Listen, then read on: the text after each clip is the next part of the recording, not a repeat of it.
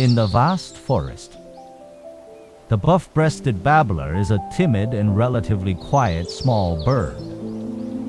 It measures about 15 centimeters in length and is named for the broad buff-colored patch on its breast. Its back is brown from head to tail, with short, rounded wings and a long tail, making it a delicate little sprite of the forest. It mainly inhabits valleys and shrubbery, and prefers to forage for small insects in trees. Its breeding season lasts from April to July.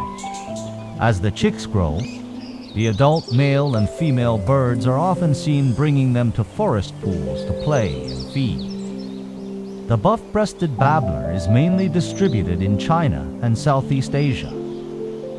It is listed in the IUCN Red List of threatened species.